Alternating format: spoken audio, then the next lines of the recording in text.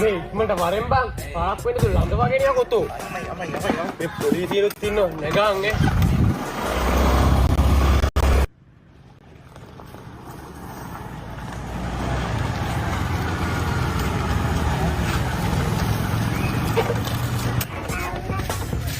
මේ දන්නවනේ ඇවිල්ලා ඉන්න වත්ත ගැන නැතුව අජූතයි පජාතයි යා ඔන්න පොඩි එකේ සිගරට් එක ඉන්න පොඩි ගාගෙන නසරානේ හරිද උඹ ගාව තියෙන පර්ස් ෆෝන් නනම් මනම් වටින කියන හැමදේම පරිස්සම් එක්කගෙනකින් තියාගන්න හරියනේ ෆෝන් එක දාන් තියෙන සාක්කුවට පර්ස් එක ගත්ත මං අතට අතේ හරි කටේ හරි මට වැඩක් නැහැ විශේෂයෙන්ම බයික් එකේ යතුරු හරිද අම්මෝ අඩුවක් ගේන්න යන්නේ කල්පනායෙන් වැඩි කරලා පරිස්සම් කරගන්න ඕනේ මේ බඩු නැද්ද දන්නේ නේ බඩු ගහන්නද අනේ මේ කුමාරට කියන්නේ තු වරෙන්ම පරක්කුලෝම යතුරුනේ අංගන්නම් කාටවත් හොයාගන්න බැරි තැනක මං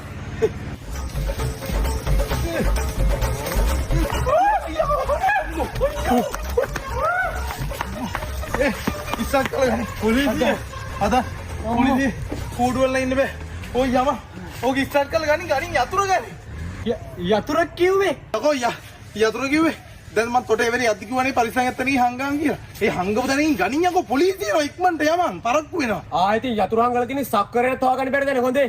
මං විතරයි දන්නේ. අයියෝ ඉතින් දැන් කීයකින් ඉන්නතුව හංගව දැනකින් ගණින් බූරුව. කොහෙද දැන් ඕක හැංගුවේ මේ නඩුව අතේ. ආයෙ මොනවද? සීට් එක ඇරියා ඩිකියට දැම්මම වැහුවා.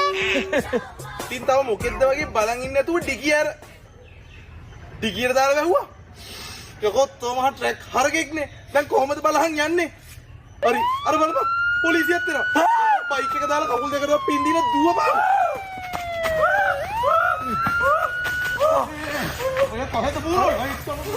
පොලිසිය දුවපන්.